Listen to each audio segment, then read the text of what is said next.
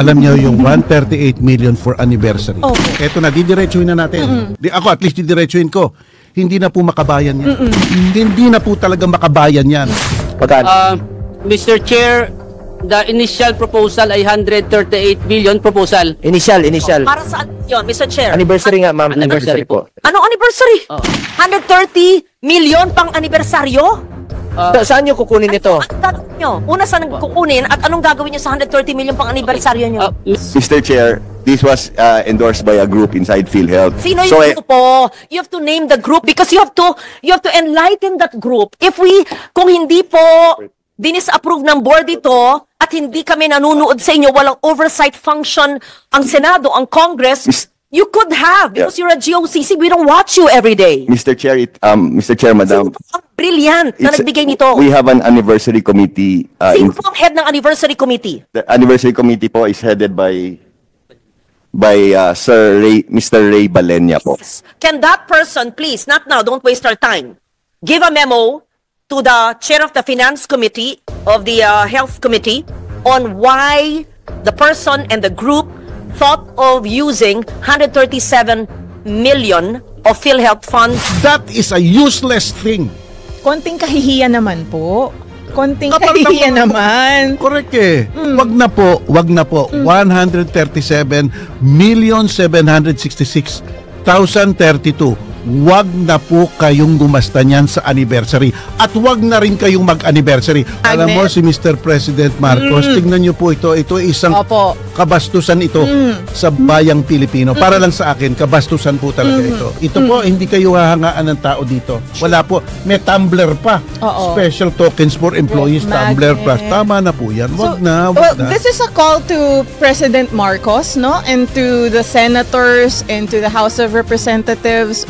Well, of course, you have the authority to remind the board of directors or the management of PhilHealth na rebisahin din, di ba?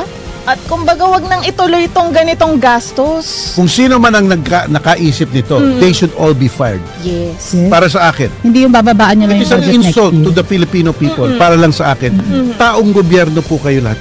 At saka wag na tayo magmaang-maangan. Alam naman natin na may posibilidad. At ito din yung mga iniisip siguro ng tao na hindi naman lahat dyan napunta. Ay, true.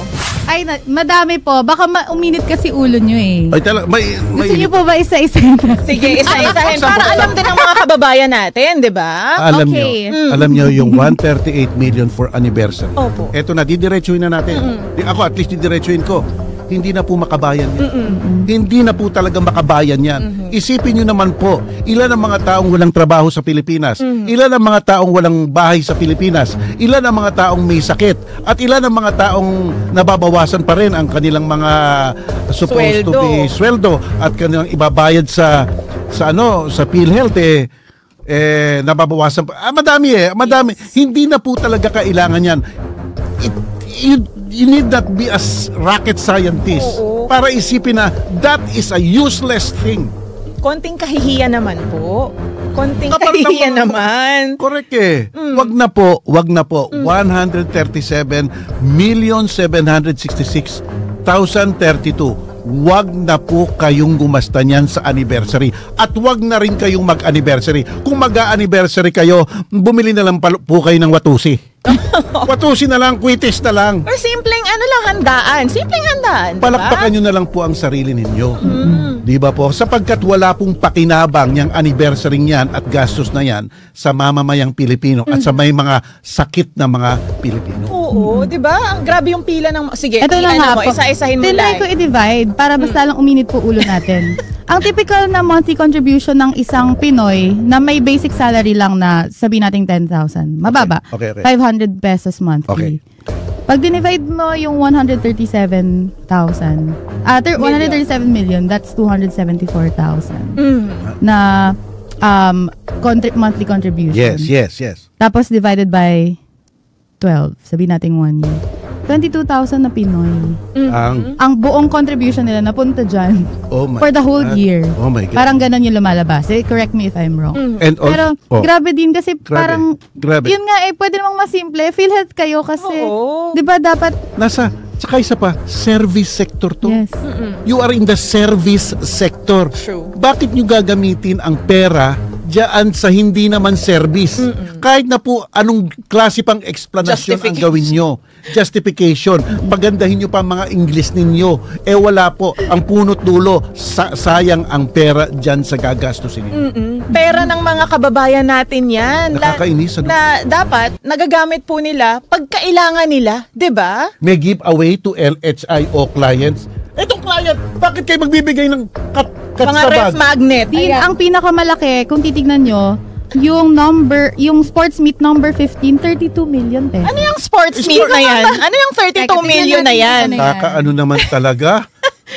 Talagang Para saan to? wala kayong Ano yung gala night? Bakit may mga gala Yan night yung pa? event. Yan yung mga party. hindi nyo po pera yan. Hindi nyo po pera yan.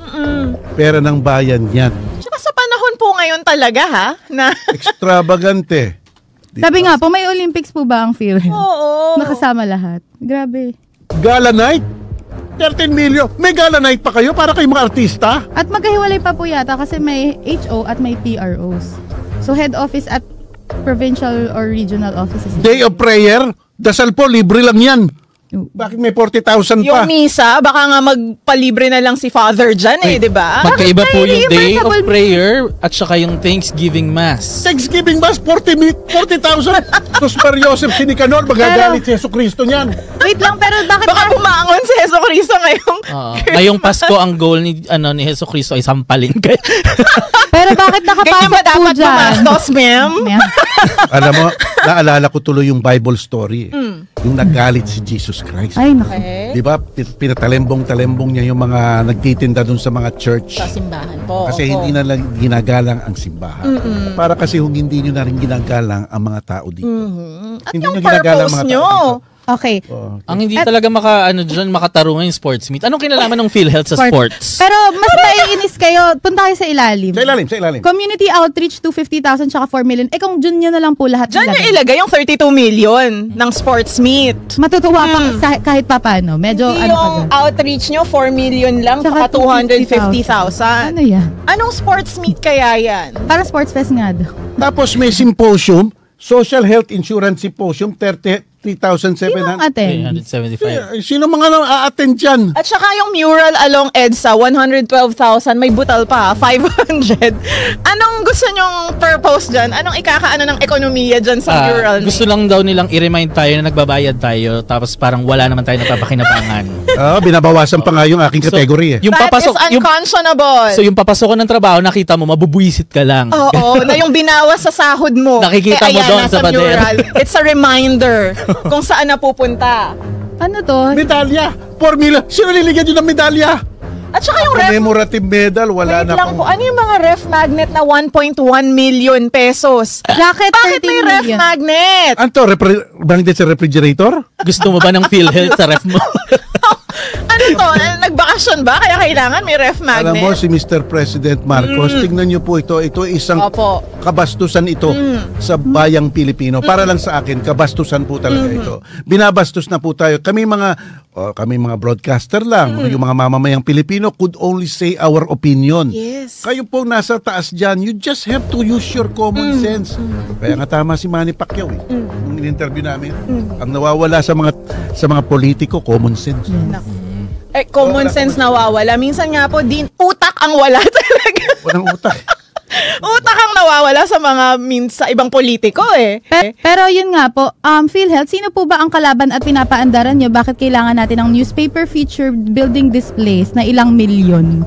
ano naman, di ba? Mandatory/voluntary naman yung contribution. Wala naman po kayong May kalaban. acquisition po ba kayo na ginagastusan? Bakit kailangan ng 6 million at 6 dami? Coffee table book. Sayang po ang carbon 5 footprint. million. Sayang po. Wag na. Yes. Wag na. Papaano po kayong makikilala? Makikilala po kayo sa inyong talagang tunay na ginagawa para sa bayan. True. Hindi po ito yung pag-advertise, no? Wala po. Basta't po magandang ginagawa nyo sa bayan, binabayaran nyo ng dali-dalian ang mga ospital na talagang Yun na lang, nagsasakripisyo Oo. sa inyo, di ba? Minsan hindi nyo pa ata daw binabayaran yung mga ospital. Diyan po kayo hahangaan ng tao. Ito po, hindi kayo hahangaan ng tao dito. Wala po. May tumbler pa. Special tokens for employees, tumbler pa. Tama na po yan. Wag na. Well, this is a call to President Marcos, no? To the senators and to the House of Representatives. Well, of course, you have the authority to remind the board of directors or the management of PhilHealth na rebisahin din, di ba? At kumbaga, wag nang ituloy itong ganitong gastos. Kung sino man ang nakaisip nito, they should all be fired. Yes. Para sa akin. Hindi yung bababaan nyo lang It yung is an budget next insult year. to the Filipino people. Para lang sa akin. Taong gobyerno po kayo lahat. At saka wag na tayo magmaang-maangan. Alam naman natin na may posibilidad. At ito din yung mga iniisip siguro ng tao na hindi naman lahat dyan napunta. Ay, True. alam niyo na po Sino ba naman ang gagastos ng 3 milyon para sa t-shirt? magandang punto yan. Alam niyo na pong may perception na ang Pilipinas ay saksakan tad-tad ng graft and corruption. Kung ang perang ibinibigay nyo ay ganyang kalaki kamukha ng Maharlika Fund na 500 billion, lalo pong tumataas ang perception ng mga tao na may kikita dyan, may kikita dyan, di ba? At lalo na nakikita natin hindi nag-a-account sa mga confidential funds. Ibig sabihin, isama-sama nyo po lahat yan. The perception of graft. Perception po ng graft. Perception ng sinasabi ko. Talagang lalalim yan. True. And kailangan ding bantayan yan, no, Dean? Para to be fair din, kasi, di ba, syempre, yung sinasabi rin ng mga supporters ni VP Sara, baka nasi-single out siya, di ba? Kumbaga, by analogy, dapat ito rin bantayan, di ba? Correct, bantayan Bawat yan. sentimo niyan, kailangan, totoo bang napunta sa mga items na yan, yung pera na yan. Ay, ngayon ko lang nakita. Ito hindi rin katanggap-tanggap to eh. Number 10, tote bag, 1.8 million. Special tokens for employees, tote bags. Hindi.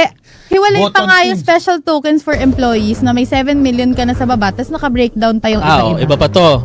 Tapos meron pa May reimbursable jacket meals. pa. Special Bakit may tokens for reimbursable meals? employees na tapos may umbrella na 7.9 million. Bibigyan ko kayo ng payo. Alam nyo, di ba po yung nilalagay nyo, tumblers for the employees, shirts, jackets, button Puro pins. employees. With all due respect po, mas ma-appreciate ng mga empleyado nyo kung improved benefits pa yung ibigay nyo sa kanila. Itaas yung Hindi sahod. yung mga flasks, tumblers, button pins. Itaas nyo yung sahod nila or yung mga benefits nila. Mas ma-appreciate pa po nila yun. O kaya, for that year, babaan nyo ng konti dialysis, magkano per session? 4,000? 5,000? Parang ganun, 6,000 na yan. So, ilan na? Assuming, 4,000. Mali talaga to. Sobrang mali. May comment. 34,000 dialysis po ang magagawa nyo. 34,000 dialysis. Oh. Sabi dito ni Alvin, I'm paying more contribution on my PhilHealth than my 2 kids, HMO. Tapos yung coverage ng HMO, 500,000 again sa PhilHealth na magkano lang. See? Dinidiscount Totoo pa. yun. Oo, at totoong experience yan, Totoong diba? experience Totoong yan. experience po yan ng kababayan natin, si Mr. De La Cruz, si Mr. Alvin. Ako po talaga nagka-experience dyan. Talagang nagtataka ako na bakit nila, kamukha yung nangyari sa akin, bakit nila, why are they overturning the prognosis of the experts? Di ba? Di ba? Kumbaga pinapasa na naman sa tao yung burden. Kaya nga Diba? totoo yun eh. So that is, Grabe. that should not be executed. No? This should not be executed. Kailan ba yan?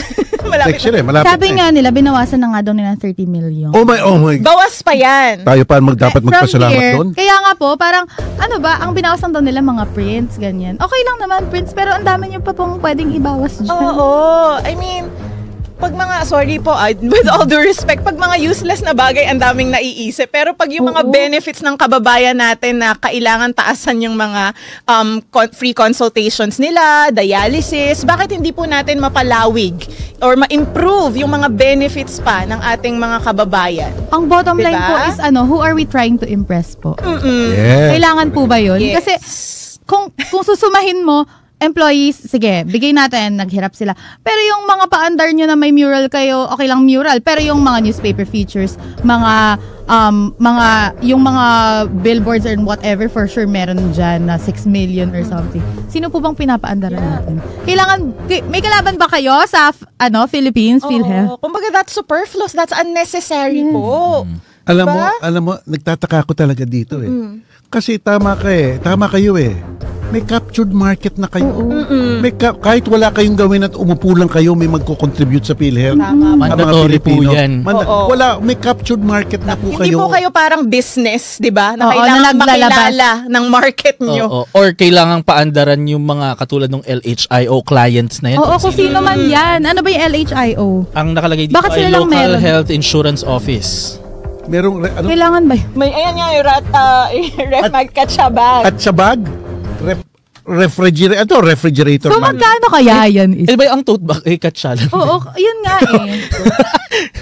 So, Ano yan? Huwag niyo po kaming lokohin dahil ayun ano, yung sasabihin ko, huwag niyo po kaming gawing tanga. Huwag niyo gawing tanga yung mga kababayan natin. Pinaghihirapan nila yung mga contributions po nila sa PhilHealth. Please, do your job, di ba? At saka isa pa, basta't nag-contribute po kami sa PhilHealth, nababawasan ang sweldo namin. Ibig sabihin, nababawasan po ang binibili naming pambayad sa kanin ng mga anak namin. Sapagkat binibigay namin sa iyo as mandated by the law. O, captured market talaga kami. Captured market. Ito po, wala kayong kinakapture dito. Oh, magandang point yun din, di ba?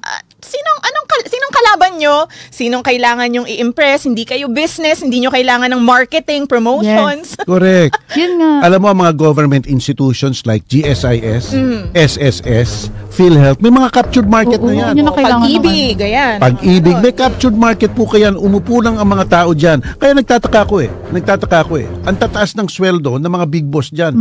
Opo.